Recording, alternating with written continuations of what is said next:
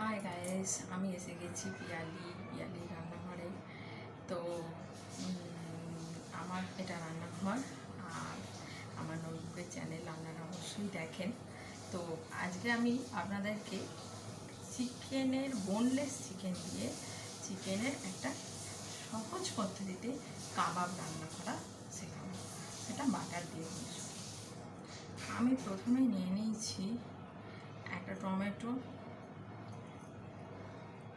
6টা কাঁচা লঙ্কা, আর এরকম সাইজের 2টো পেঁয়াজ। এটাকে আমি এখন পেস্ট করে নেবো। আমার আদা রসুন পেস্ট করা আছে, তাই আমি এতে দিলাম না, নাহলে এর সঙ্গে আদা রসুনও আপনারা পেস্ট করতে পারেন। তো আমার আদা রসুন পেস্ট করা আছে, তাই আমি এটা পেস্ট করে নেবো। পেস্ট করে আমি এটা মাংসতে ভালো করে মাখিয়ে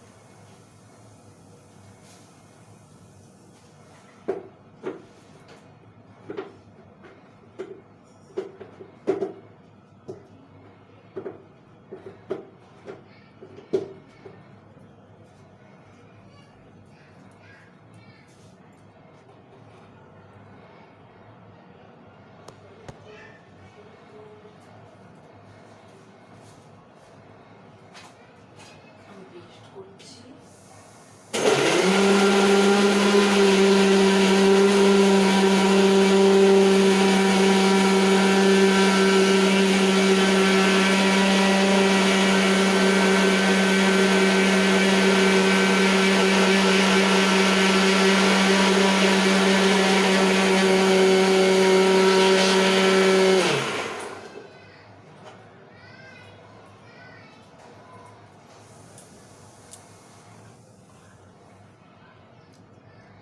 এবার আমার এই পেস্টটা দেখুন খুব সুন্দর করে পেস্ট হয়েছে। তো এই পেস্ট কাঁচা লঙ্কা ঝাঁজ, আর এই যে আমার মাংস বোনলেস চিকেন নেওয়া আছে, তো এর সঙ্গে আমি ওটা ভালো করে মিশিয়ে দেবো।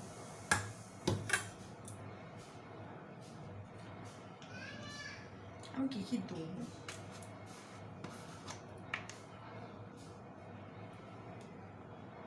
আমি এতে দিয়ে দেবো এই যে 1 চামচ জিরে,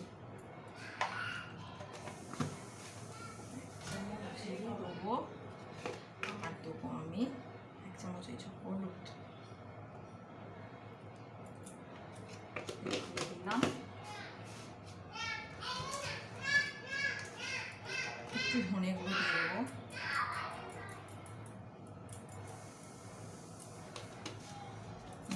দিয়ে দিলাম। এবার আমি এতে দেবো একটুখানি এই যে চিনি, একটুখানি চিনি দিয়ে দিলাম। আমি দেবো মেন যে স্বাদ হবে সেটা হলো নুন। পরিমাণ মতো আপনারা যতটা মাংস নেবেন ততটা নুন দেবেন। আমি এখানে আমার পরিমাণ মতো নুন দিয়ে দিলাম।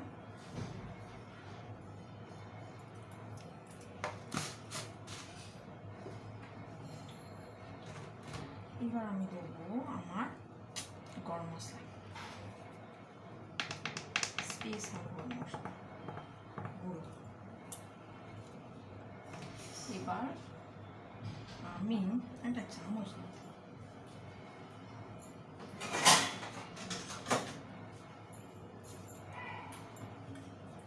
আমি যে পেস্টটা করে রেখেছি পেস্টটা এর সাথে দিয়ে দেবো। সুন্দর করে মাখিয়ে দিতে হবে, ভালো করে দিয়ে ঢেলে দিই।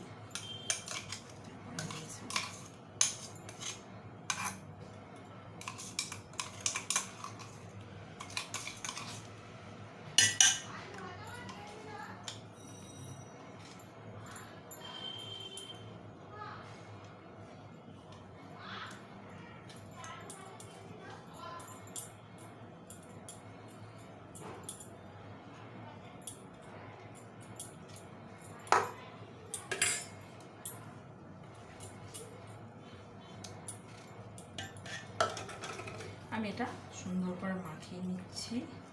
এটা মাখিয়ে আধ ঘন্টা রেখে দেবো। খুব সহজ পদ্ধতি, এটা কোনো করা কোনো ব্যাপারই না, ভীষণ সহজ পদ্ধতি। আপনারা চাইলে ঘরে ভালো করে এটা করে রাখবো। এটা একটু দেখাচ্ছি আপনাদেরকে কীরকম লাগছে মাখানোটা। এরকম ধপধপেভাবে মাখাবেন। আমি আদা রসুন বাটার পেস্টটা আনিনি, আদা রসুন বাটার পেস্টটা আইনে মাখিয়ে আপনাদের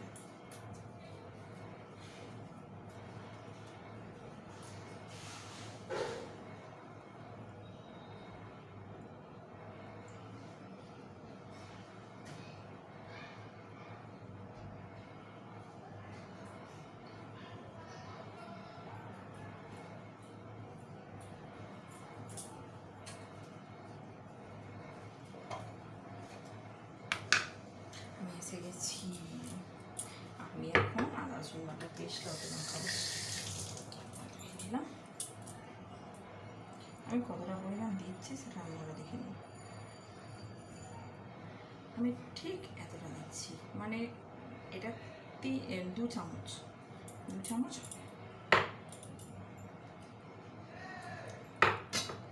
তো আমি ভালো করে কষিয়ে এটাকে মাখিয়ে নিলাম।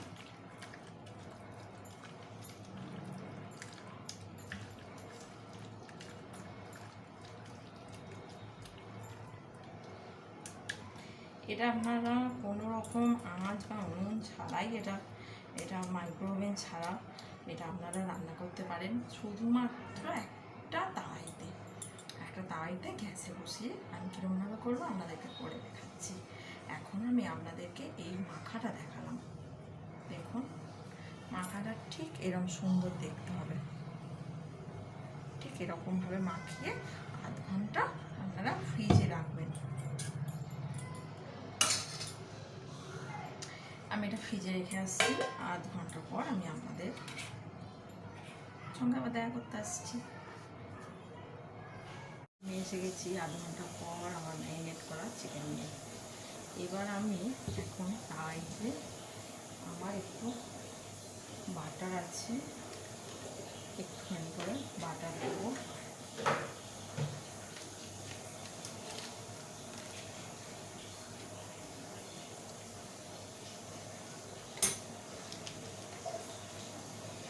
আমি এখানে আমুল বাটার ইউজ করেছি, আপনারা চাইলে যে কোনো বাটার ইউজ করতে পারেন। আমুল বাটারের টেস্টটা একটু বেশি ভালো হয়, আমুল বাটারের টেস্টটা একটু বেশি ভালো হয়, তাই আমি এখানে আমুল বাটার ইউজ করলাম।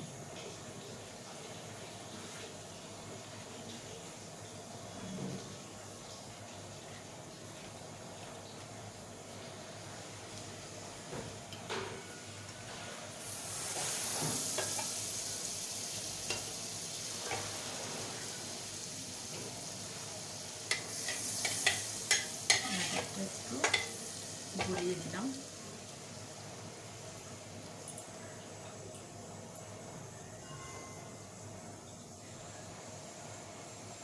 দেখতে পাচ্ছেন বাটারটা এরকম গলে যাবে।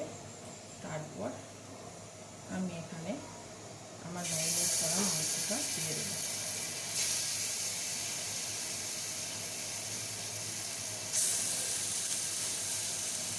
আপনারা চাইলে এটা রুটি শেখা দিয়েও করতে পারেন। রুটি শেখার মধ্যে দিয়ে এটা আপনারা ব্রাশে করে বাটারটা লাগাতে পারেন। আমি এইরকম প্রসেসে করি, এটা আমার খেতে বেশি টেস্টি মনে হয়।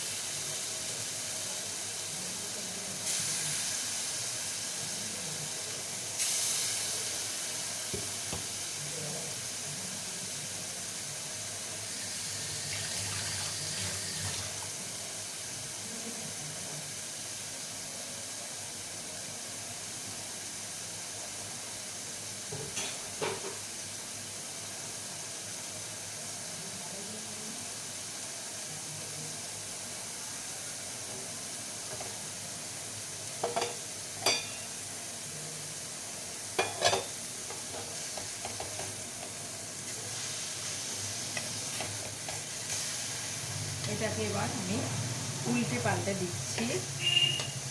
এটা উল্টে দেবো। রুটিটি ভালো করে ভাজতে হবে, বাটার দিয়ে শুধুমাত্র দেবেন, তাহলে এটা ভীষণই টেস্টি হবে।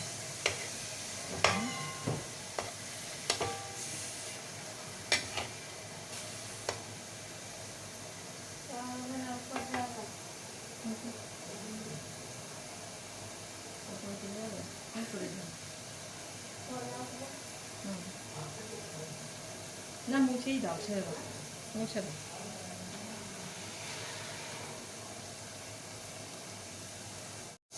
দেখুন আমার এগুলো ঠিক এরকম কালো কালো দেখতে হবে। আমি এটা কম আঁচে ভাজছি যাতে মাংসগুলো ভিতর থেকে সিদ্ধ হয়। তো ঠিক এরকমভাবে আপনারাও ভাজবেন, উল্টে পাল্টে নেবেন ঠিক কাবাবের মতো এরকম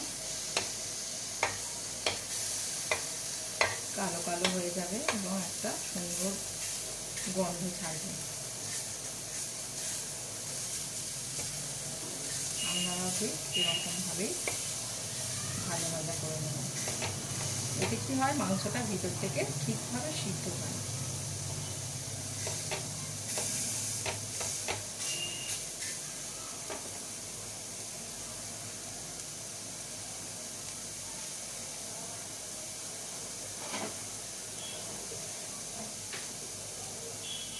আমি শেষে একটুখানি অল্প পরিমাণে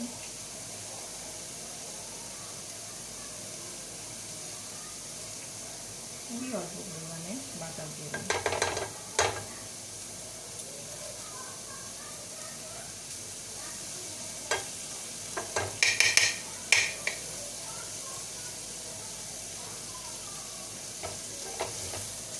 দেখছেন আমার কাবাবগুলো রেডি।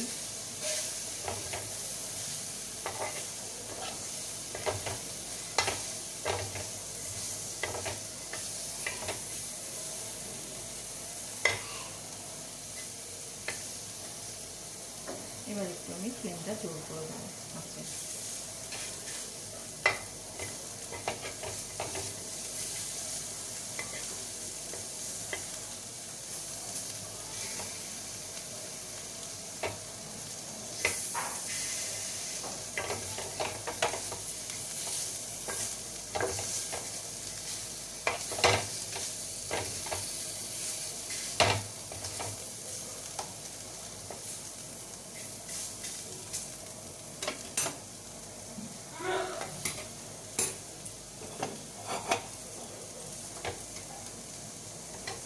দেখুন ঠিক এরকম দেখতে হবে। আমার ভাজা হয়ে গেছে, তুলে দিলাম।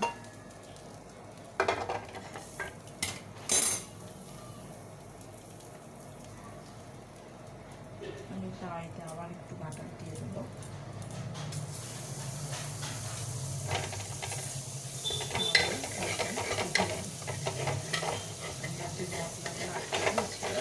সেটা উঠে যাবে এবং আমি আবার একটু একটু করে দিয়ে দিলাম।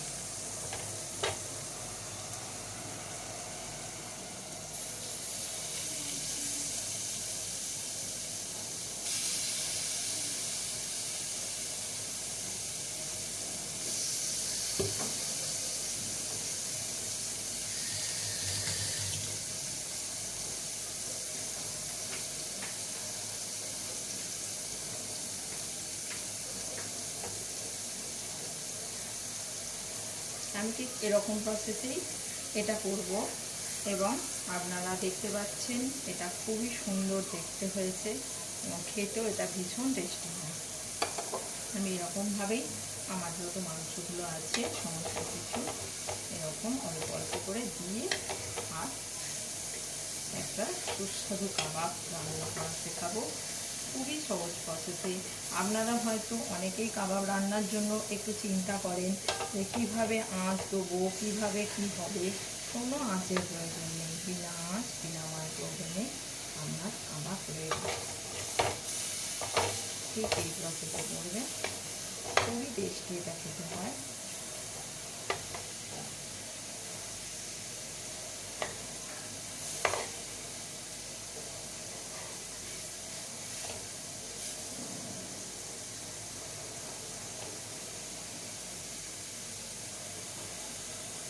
দেখতে পাচ্ছেন আমি কীরকমভাবে করছি।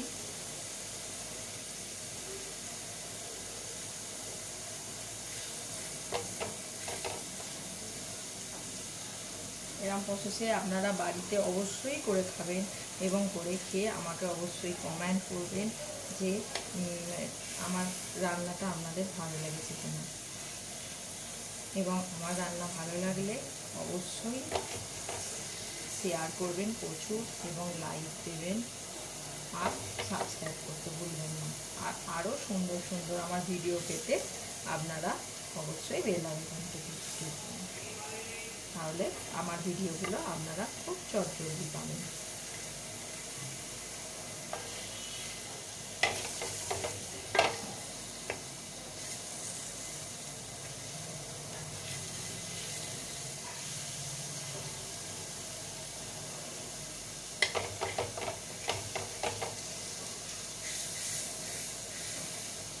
এবার আমি একটু জোর দিয়ে দেবো, ফ্লেমটা জোর দিয়ে আমি করে নিলাম।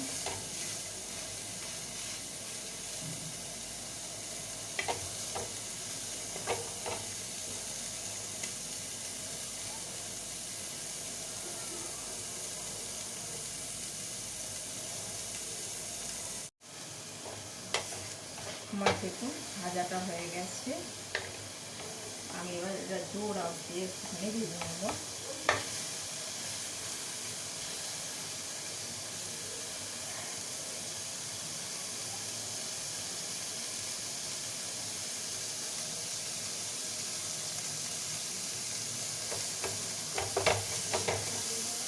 জোর আঁচ দিয়ে একটু শেষে যত করবেন তত এটা ঠিক কাবাব স্টাইলের মতো কালো কালো দেখতে হবে।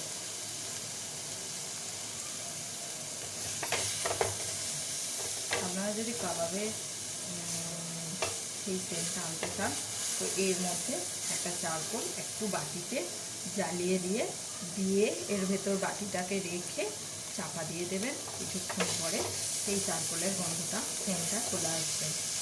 তো আপনারা দেখতেই পাচ্ছেন কাবাবগুলো খুব সুন্দর যেমন দেখতেও হয়েছে, খেতেও ভীষণ টেস্টি হয়েছে। এইভাবে একটু পুড়িয়ে ভেজে নিয়ে একটু কালো কালো হবে, তবে দেখতে ভালো হবে এবং খেতেও এটা ভালো হবে। ঠিক এরকমভাবে করবেন। আমি আমার ফ্লেমটা একটু কমিয়ে দিলাম।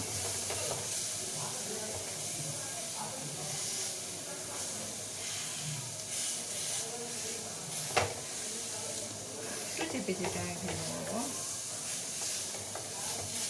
এটা তাইরে করলেই একটু বেশি ভালো হয়, তাইটা একটু পুড়ে যায় কিন্তু এই পোড়া পোড়া গন্ধটাই কাবাবের ভালো। তো কড়াতেও ভালো হয় কিন্তু এটা তাওয়াতে করলেই বেশি ভালো হয়। ঠিক এরকমভাবে আমরা একটু চেপে চেপে একটু করে নেব। আমি এবার গ্যাসটা অফ করে দিলাম।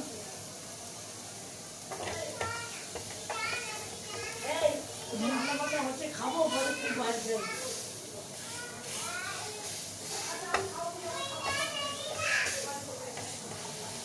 আমি গ্যাস নিভিয়ে দিয়েছি, এবার এটা ঢেলে দিলাম।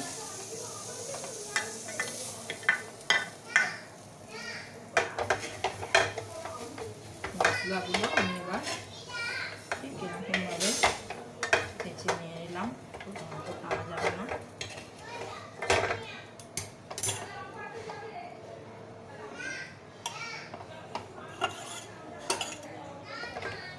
আমার কাবাব রেডি। দেখুন আমার কাবাবগুলো খুবই সুন্দর দেখতে হয়েছে, আপনারা দেখেও দেখতে পাচ্ছেন আমার কাবাবগুলো কীরকম দেখতে হয়েছে। ঠিক এরকম পোড়া পোড়া দেখতে হবে, আপনারা বুঝতে পারছেন।